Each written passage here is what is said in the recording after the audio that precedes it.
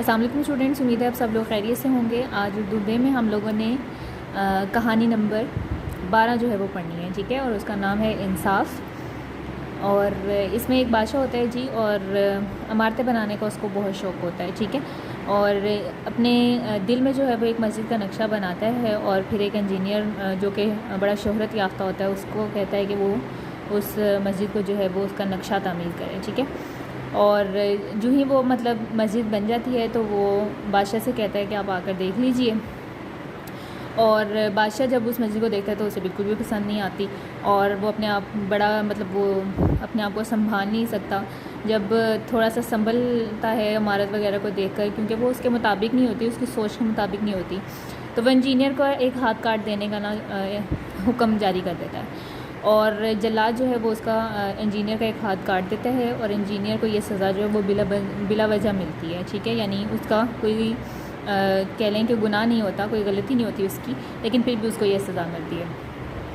Engineer جو ہے وہ سیدھا قاضی کے پاس چل جاتا ہے پھر، اور دعویٰ کر دیتا ہے کہ اس طرح سے میرے ساتھ جو ہے وہ زیادتی کی گئی ہے، اور جب قاضی بادشاہ کو بلاتا ہے اور حکم دیتا ہے کہ جس طرح سے انجینئر کا ہاتھ کاٹا گیا اس طرح سے بادشاہ کا ہاتھ کاٹا جائے گا، اور جب انجینئر یہ دیکھتا ہے تو وہ بہت زیادہ ایک دم سے اس کی چیخیں نکل جاتی ہیں، اور وہ کہتا ہے کہ نہیں، میں نے اپنا خون بادشاہ کو معاف کیا اور بغیر کسی دباؤ کے کیا۔ یہ سن کر بادشاہ کی جان میں جان آ جاتی ہے، اور پھر وہ انجینئر کو بہت سارا مال جو ہے وہ مال و زر یعنی مال و دولت جو ہے وہ دے کر بھیجتا ہے، اور اللہ کا شکر ادا کرتا ہے کہ اس کے ہاں جو قاضی ہے وہ اسلامی احکام کے مطابق اعلان کرنے والا ہے کہ جہاں ایسے لوگ موجود ہیں جو کہ بادشاہ کو بھی مجرم قرار دے سکتے ہیں۔ پڑھتے ہیں جی۔ سلطان مراد ترکستان کا بادشاہ اور اسلامی دنیا کا حکمران تھا۔ عیسائیوں کی بڑی بڑی حکومتیں اس کے نام سے لرزاں براندام تھیں۔ لرزاں براندام تھیں یعنی کانپتی تھیں، لرزتی تھیں، خوف زدہ رہے۔ یوں تو ہر مسلمان حکمران کو عمارتیں بنوانے کا شوق رہا ہے، مگر سلطان مراد مسجدوں کی تعمیر میں خاص دلچسپی لیتا تھا۔ ایک دفعہ اس نے اپنے دل میں ایک مسجد کا نقشہ بنایا۔ یہ مسجد اس کے تخیل یعنی خیال کا حسین مرقع تھی، خاکہ تھی۔ اس زمانے میں ایک انجینئر کی بڑی شہرت تھی۔ بادشاہ نے اسے بلایا، اپنا نقشہ اسے دکھایا اور مسجد کی تعمیر پر لگا دیا۔ وقت گزرتا رہا، دن ہفتوں میں، ہفتے مہینوں میں، اور مہینے سال بنتے گئے۔ مسجد بنتی رہی اور بنتی گئی، لاکھوں اشرفیاں خرچ ہو گئیں، آخر مسجد مکمل ہو گئی، جو فی الواقع ایک شاندار عبادت گاہ تھی، ٹھیک ہے۔ انجینئر نے بڑے دعوے کے ساتھ بادشاہ کے حضور حاضری دی اور عرض کی کہ حضور، مسجد تیار ہے، ملاحظہ فرمائیے یعنی دیکھ لیجئے۔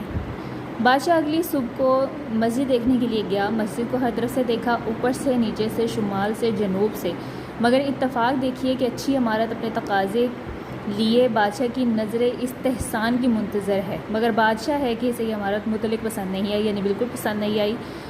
نظر استحسان کی منتظر ہے یعنی احسان ماننے والی نظر کی منتظر ہے کہ ہاں بھی بادشاہ کہے کہ واقعی بہت اچھی تعمیر کی گئی ہے۔ وہ اپنے آپ کو سنبھالنے کی کوشش کر رہا ہے، آخر جب نہ سنبھل سکا تو حکم دیا کہ انجینئر کا ایک ہاتھ کاٹ دیا جائے۔ حکم کی دیر تھی، جلاد نے حکم پایا تو ہاتھ کاٹ دیا۔ انجینئر کو یہ سزا بلا وجہ ملی تھی، اسے اور تو کچھ نہ سوجا۔ وہ سیدھا قاضی کی عدالت میں جا پہنچا اور دعویٰ دائر کر دیا۔ دعویٰ دائر کر دینا یعنی اپنا مدعا جو ہے وہاں پیش کرنا۔ قاضی نے بادشاہ کے حاضر ہونے کا حکم دیا۔ بادشاہ حاضر ہوا تو عدالت میں انجینئر کو کھڑا پایا، جس کے ہاتھ سے خون کے سرخ قطرے گر رہے تھے۔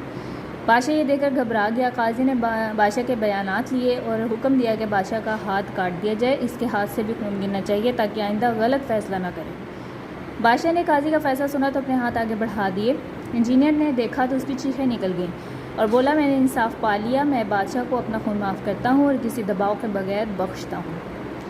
یہ سن کر بادشاہ کی جان میں جان آئی۔ اس نے انجینئر کو بہت سا مال و زر دے کر رخصت کیا یعنی مال و دولت دے کر، اور اللہ کا شکر ادا کیا کہ اس کے قاضی اسلامی احکام کے اعلان میں اس قدر دلیر ہیں یعنی بہادر ہیں کہ بادشاہ کو بھی مجرم قرار دے دیتے ہیں، ٹھیک ہے۔ تو یہ کہانی آپ لوگوں نے اچھے طریقے سے یاد کرنی ہے۔ آج کے لیے اتنا ہی، اجازت دیجیے، اللہ حافظ۔